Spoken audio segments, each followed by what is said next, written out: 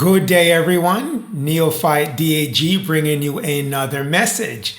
And in this message, we're going to cover part 5 of Timeline and Etymology of the Bible. We're going to focus on King James and the way he broke away from the Roman Catholic interpretation of the Bible, which we covered in part 3 and part 4. Let's recap so we can get a summary of where we started and where we are now, where we're going to end with the King James. We started out in 4480 BC to 283 BC. That's where the Bible was in Egypt as the Book of Thoth. It had the Old Testaments. The Egyptian worshipped the Netta, the chief Netta, the Lord Netta, and also the Messiah for the Egyptian was Horus and Apis combined. The Lord Netta was Thoth. The other name for Thoth is Melchizedek. If you look in your Holy Bible now, you'll see Melchizedek in there. Thoth is coded, as that. So let's jump to 283 BC to 30 BC. That's when Egypt was conquered by the Greeks. And they transformed the Book of Thoth in the Septuagint.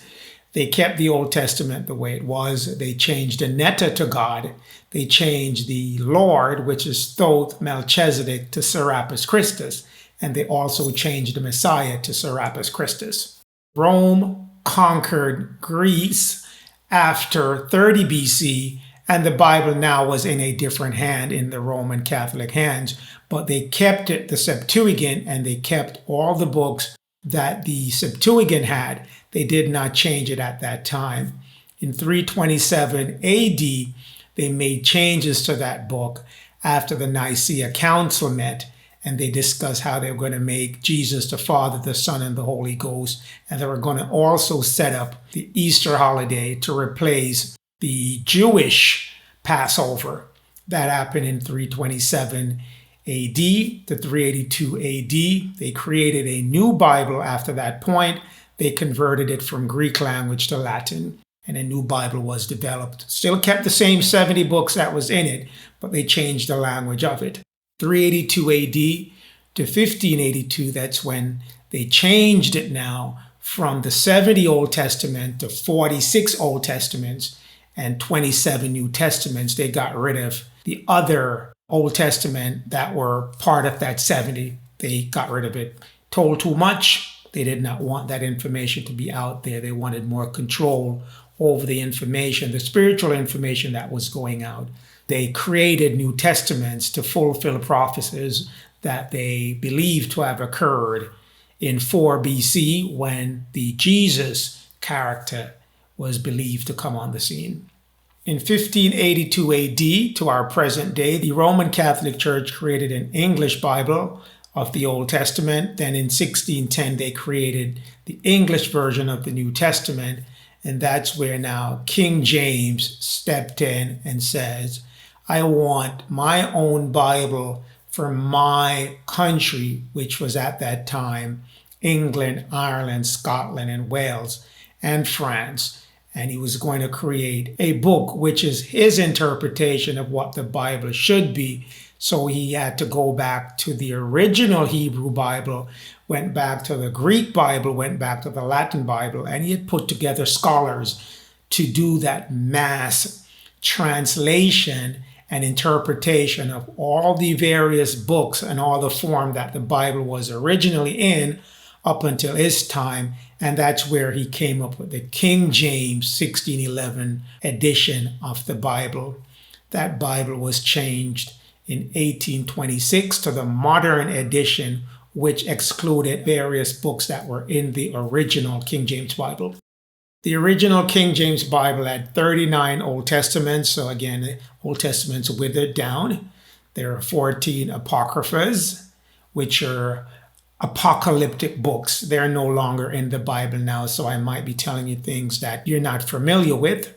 And then he left the 27 New Testaments. In 1826, so the present day Bible that we have of the King James English Bible, that's the main Bible that's now being used in our time. There are various translations of it, but most of those translations originated from the 1611 King James Bible, and then also the 1826 version that was changed to exclude the apocalyptic books.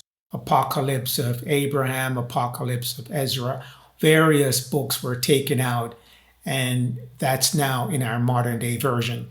So that's the summary that I wanted to walk you through, just so you get an understanding as to where we were and where we are right now.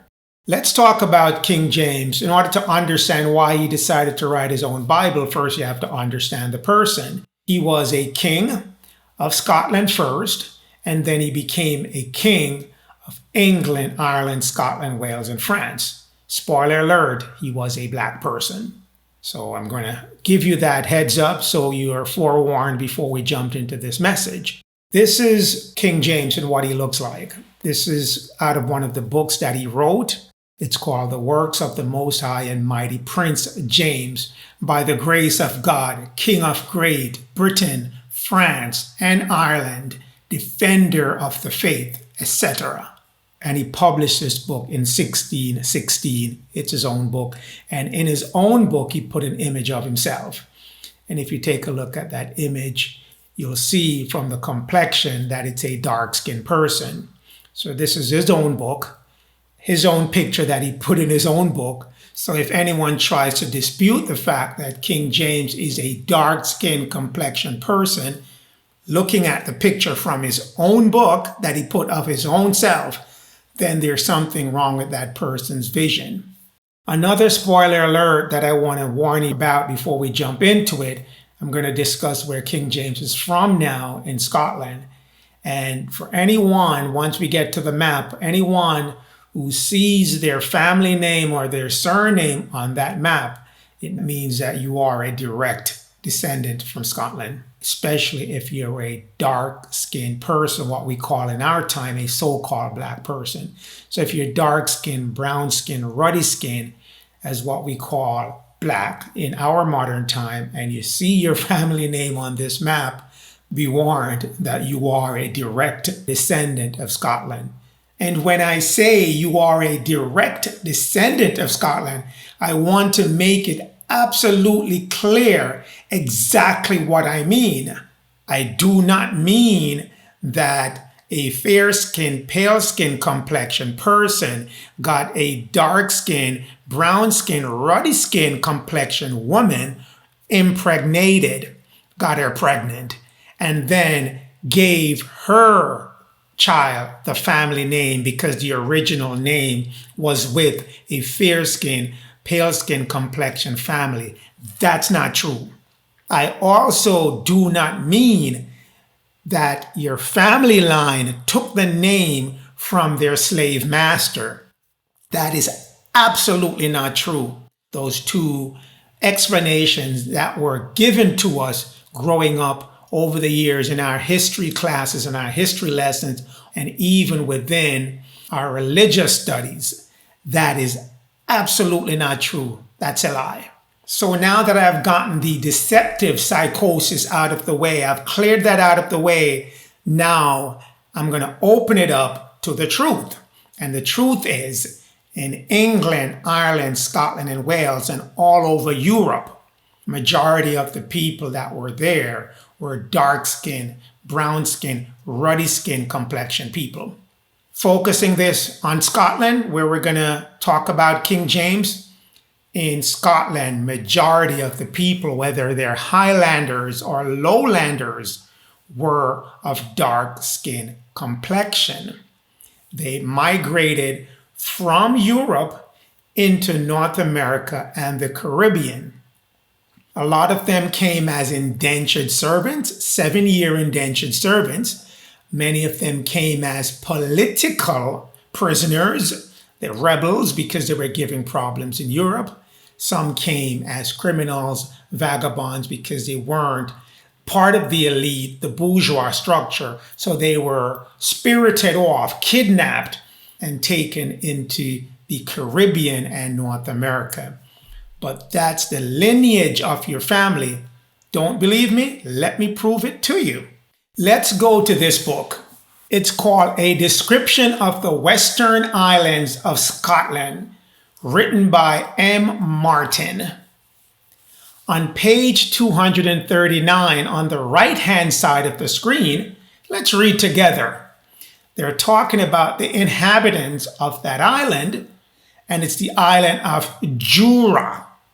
Let's see what's on the island. The inhabitants are all Protestants, meaning they're not Catholic. They're against the Roman Catholic faith. Protestants are people that were protesting the majority Roman Catholic religion that was dominating Europe.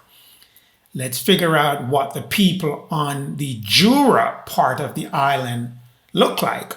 The natives here are black of complexion. Let me repeat that. The natives here are black of complexion.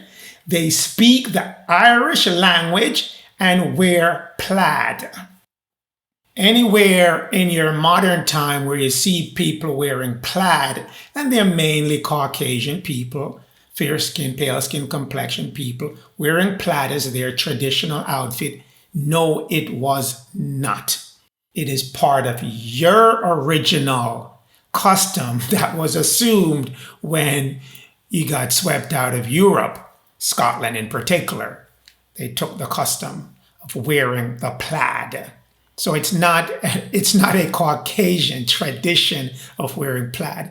It's your tradition. Let's read again. They speak the Irish language. This is a black skin complexion person speaking the Irish language and wear the plaid. This is on the island of Jura. But does it stop there? No, it does not. Let's look at some other island portions of Scotland. Let's jump to page 224 and see what other complexion people were on the island of Scotland. The inhabitants of this isle are generally brown, some of black complexion. Another part of the island, another types of people, brown and black complexion.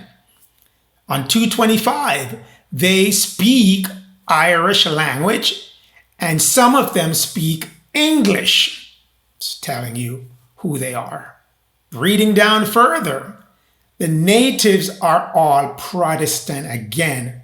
A lot of religious persecutions were going on in England, Ireland, Scotland, and Wales. They did not want the Roman Catholic to come into their country. However, later on, when the Roman Catholic did get into these countries, they cleared out all the Protestants, ship them off to other parts of the New World, the new colony, North America, and the Caribbean.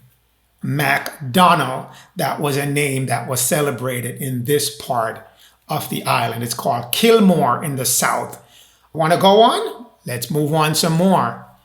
Because I have to prove to you beyond a shadow of a doubt that you were in these countries, Scotland in particular. We're going to focus on Scotland because that's where King James is from, showing you that dark-skinned people were there. King James being dark is no surprise to those who know this information. This is the Isle of Gigay.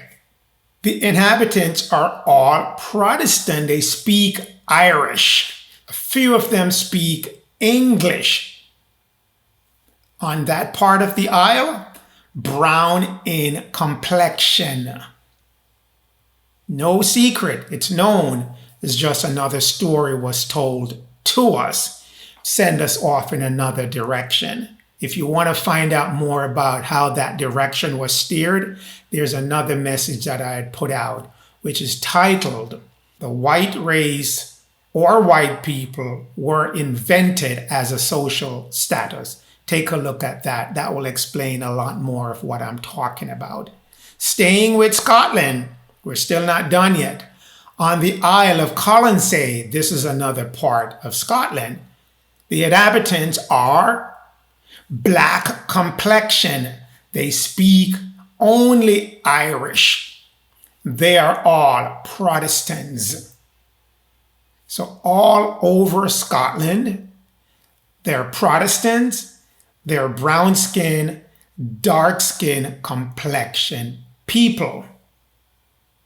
So that's why when I say spoiler alert, if you see your family name on the list, it's not because someone dropped it on you because they were your slave master or they impregnated a dark-skinned, brown-skinned complexion woman and then passed the name on through father lineage. Not a chance. You're getting the name because your family was actually in Scotland. Your family was actually in Ireland. Your family was actually in England. And when you came to the Caribbean and North America, you spoke Irish, you spoke the Scottish language, and you spoke English. That information will be coming out, so later on you'll find that information out, but I'm just bringing it to you at this particular point in time. This is the map of Scotland where King James and all the names that you see on the map, that's where these family names originated from. They didn't originate in any other part of the world. They originated in Scotland. Each family name had their share of the Scottish land. And if you look, you'll see all these names scattered across North America and the Caribbean. But this is where the family name started from. And these folks, again, they were dark-skinned, brown-skinned, ruddy-skinned complexion people before the Caucasian, the Indo-Europeans came into Scotland. In the green section of the map, that's called the highland. In the lower section, the sort of light yellow, that's the lowland. So when you see the Highlanders movies and so on, they're talking about the green section of the map. But the true Highlanders were dark-skinned, brown-skinned, ruddy-skinned complexion people that were in Scotland at that time. So what I've done, I've circled where King James Stuart, that's his last name, that's where his family owned those sections of Scotland. That's their land where they had their ownership. You'll sometimes see Stuart next to another name that's through marriage, through clan marriage. They'll combine resources and land to call themselves, for example, MacLean Stuart, if they're close together, MacNab Stuart, they're close together. Robertson Stuart, they're close together. So when they make these alliances, they'll bring the clan names together to form whatever section of the map they want to carve out, that this is the clan that owns that part of the land. In Scotland, the Stuart clan was given the kingship to rule over Scotland, and they ruled over Scotland for many, many years, all the way up until early 1700. That's where their rule ended. But they were ruling Scotland, England, Ireland, Wales, all the way up until 1700. Going back to King James, he was born in Scotland in 1566 of the Stuart clan that I've circled for you on the map. King James Stuart, the sixth, that was his title in Scotland, was King of Scotland in 1567 before he became King James I of England, Ireland, Wales, and France in 1603. So when he was about 1 year old, he became the King of Scotland. And then after the death of Queen Elizabeth I, he succeeded to the throne of England, Ireland, Wales, and Scotland. That is the history of King James, his kingship when he was in Scotland and his kingship when he moved from Scotland to England. Let's get back to the religious aspect of King James the Sixth and the First. He had brought a spiritual leadership to Scotland, and that's where it meant his sustained effort to reintroduce an episcopal polity to Scotland. So he wanted to bring back an alliance with the church and politics in Scotland. He was fairly successful in doing that, and he now wanted to migrate that type of a leadership into England, Ireland, and the Wales. But he was meeting resistance. the Catholic Church had its influence in England and Ireland, the Wales, and even Scotland, so he was up against some stiff challenges. But what he did, he rolled out his Bible in an attempt to not have the Roman Catholic English version of their Bible be of influence and of use in his kingdom. He wanted his people to use his own book. Hence, the King James 1611 version Bible came into existence. Here are some of the things that King James had implemented. He soon reinforced strict penalty against Catholic. He did not like Catholic at all. He wanted nothing to do with them. He was a Protestant by religion and a Protestant by his training, his teaching, and his upbringing. In blue now is policy of seeking a Spanish match for his son.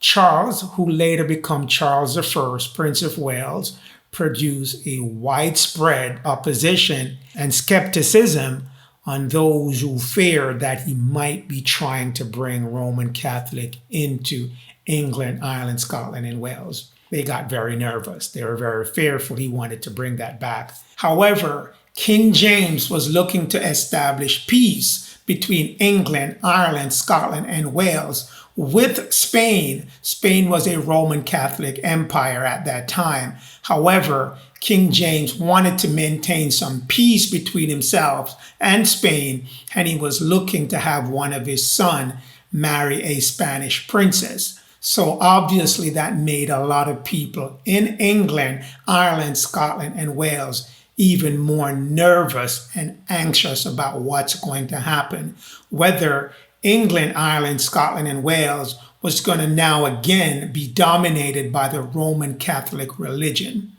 However, King James went ahead and had his son marry a Roman Catholic princess, and he commissioned the 1611 version of the King James Bible because in reading from this book after Elizabeth, which talks about who took leadership after Queen Elizabeth I died, this book on page 46 mentioned James. He described the Pope as the Antichrist. He did not have any regards for the Roman Catholic Church, as I have told you before. He intended to do what other Protestants had failed to do, knock the triple crown from the Pope's head. He did not want to have the Pope leading England, Ireland, Scotland, and Wales. And he was definitely not going to have them lead his people religiously. So he brought in his own book in defiance to the Roman Catholic Church so his people can have a different version of the spiritual Bible for them to read. In his book, the 1611 Bible, again, it had truth mixed in with lies, but he did not want to have the Roman Catholic Bible be the dominant religious book in England, Ireland, Scotland, and Wales, and certainly not in North America, the new colony which he had found in Virginia, and not in any of the Caribbean colonies that were beginning to develop and form into a kingdom of England, Ireland, Scotland, and Wales. This is another picture of King James that's in the National Portrait Gallery of the United Kingdom. This is his picture. If you see the name, Jacobus Stuartus. Jacob, the other name for James. And King James regarded himself as a Jacobite. And if you do further research, you'll see Jacobite rebellions and all sorts of different things popping up in the future. And you'll be given images of people who were not Jacobites, but the Jacobites were dark-skinned, brown-skinned, ruddy-skinned people, what we would classify in our time now as black. But this is a picture of King James Charles Stuart of the Stuart clan of Scotland. This is the Bible, the way it was constructed when King James put it together. This is the original 1611 Bible. So when you're in doubt, if you're reading the modern Bible and you're in doubt, find a 1611 version, go back to it before all the changes were made later on, because later on, the Roman Catholic did get their hands on this book and made changes to match the agenda and the image and the perspective they wanted people to know once they took leadership in all the former British colonies that were now under the Roman Catholic leadership. This is what the 1611 King James Bible looked like. To the Most High Mighty Prince James, by the grace God, King of Great Britain, France, and Ireland, and he was living in Scotland, so he's King of Scotland as well. The translator of the Bible is telling you that he is the one who commissioned the translation of the Bible. And this I'm reading from the left side of the screen. Now on the right side of the screen, this is the content of the original Bible. It's broken out in 3 sections. I want you to pay very close attention to the 3 sections. The section at the top, that's what we call in our modern day time the Old Testaments. Now, if you look at the middle portion of it, which is no longer in your modern day Bible, it's called the book called the Apocryphas. These are the apocalyptic books, which talks about the end time that we're in right now. What you're going through right now, all the events, is clearly explained in these books that are highlighted in the middle. Second book of Ezra, Tobit, Judith, the rest of Esther, Baruch, the songs of the 3 children, the story of Susanna, Bel and the dragon, Manasseh, the Maccabees, the first Maccabees and the second Maccabees. These are all book of the Apocryphas. Sometimes you'll hear them get mentioned, and this is how I want you to think of them when you see these words, that they were in the original Bible, but they were pulled out in the 1800s when the Catholic Church got their hands on this Bible. They were telling too much about what's coming in our time right now. And if you know too much, you're going to be planning ahead and will not be in the situation that we're in right now, running around like headless chicken, not knowing what to do. The bottom portion, that's the New Testaments, just like how we're given those New Testaments now.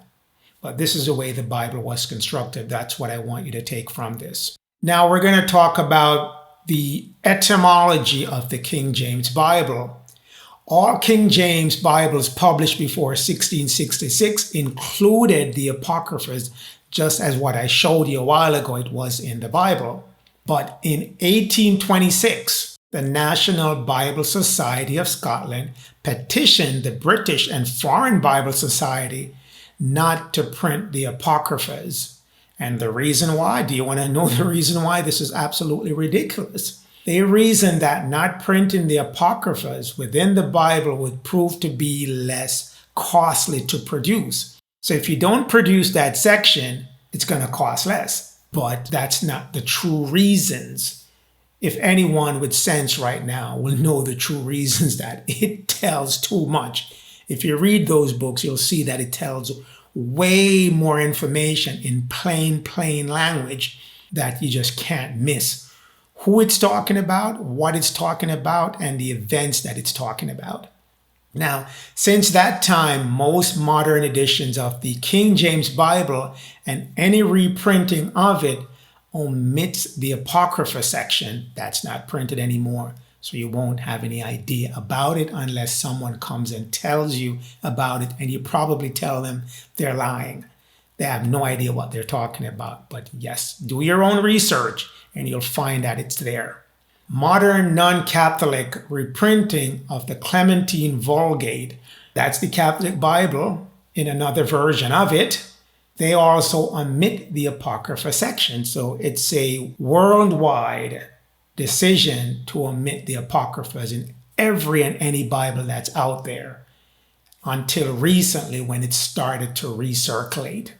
Many reprinting of older version of the King James Bible intentionally omit the Apocryphas, and many newer translations and revisions have never included them. So all the new translation, the new version of King James, the new edition, the new this or new that, and any revisions, all those Bibles do not include the Apocryphas.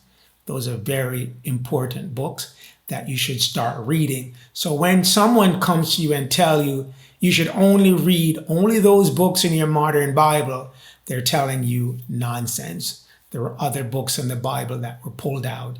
The Bible is not the only Bible. There are other books that were taken out. Even before King James got his hands on the Apocrypha, the Roman Catholic had withered down the Old Testament from 70 books to 46 books. And when the Greeks got the Book of Thoth, they withered it down from hundreds of books to 70 books. So the Bibles that you're seeing now are withered down Bible. They took out a whole lot of information. However, at the bottom of this screen, in Greek, in the Greek circles, these books are not traditionally called the Apocryphas, and they're integrated in the Old Testaments of the Greek Bible, so they did not take them out there. But you won't be able to find those. Those are very hard to find. But now they're being recirculated, and we're getting them now in what we call the Pseudographer Books. They're now being printed in those books where you can find these Apocryphas. This is another picture of King James that's housed in the National Portrait Gallery of the United Kingdom. Dark-skinned person, dark-skinned features, King Jacobite, that's him. King of England, France, Ireland, Scotland, and Wales. This is a portrait of him in 1608, King James. Now let's read some more about the King James Bible.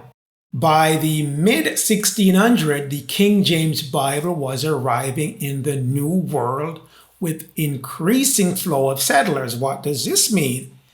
The King James Bible was written for America by King James. King James knew that the stories of the Bible was referring to America.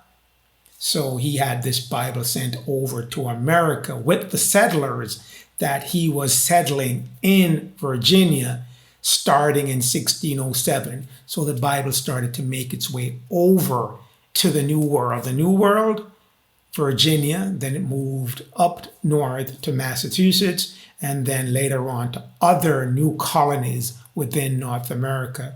But his intention was to send this Bible, the King James Bible, the 1611 Bible, to the Americas. And you'll wonder why the Americas, why this urgency to send this Bible to America? King James was a very knowledgeable person. So he had knowledge that the secret orders, the secret societies would have that would tell him what information he would need in order to set up his new colony in the North America, in the new found colonies of the Americas. And this is one of the information that King James would have had at his point in time, which we now have at our point in time. It's from this book, The Ancient Mystic, the Oriental Masonry. This is by Dr. R. Swinburne Clymer. And on page 25, it tells you in item 6, in America, rediscovered in the 15th century and repopulated in the 17th century, was the rediscovered Egypt and the Promised Land. So King James wrote in his Bible a whole bunch of language about the Promised Land. So he would have had to have known that America is going to be the new Promised Land that's talked about in his own Bible. And he wrote it, but he wrote it in code. He wrote it as Egypt, and he wrote it as a lot of different language, Goshen and a lot of different places. But again, it's Hebrew typology. You write it in coded language, so only the wise will pick up on what you're trying to say. But he would have known that America was going to be the new Promised Land, even though it was only being rediscovered. That's why he insisted to send the King James 1611 Bible to his colonies for his people, so the Roman Catholic Church would not have their Bible influencing his people that were about to start the new Egypt in the land of America. Now, here is what King James knew, and here's what he wrote into the Bible based on his knowledge of this. And here is what you should know, because those who are in power, those who control our systems right now, know this information. The Americas is going to be the new spiritual kingdom. And to find this out, I'm going to give you some information that you can go do your own research on this, because you would have to dig deeper into the Bible to pull this information out, but I'm going to summarize it here. You'll find this in the Book of Knowledge, the Keys of Enoch. Jerusalem, if you look in the word Jerusalem, you'll see USA encoded in it. It's an indication that USA at our point in time is going to be the location of the spiritual kingdom. We're going to talk more about this in part 6, which is the return of the dove. The dove is the light, the spiritual light that shall return over the United States of America. We'll definitely cover this in more detail in part 6. Until then, stand strong, be strong, and stay strong.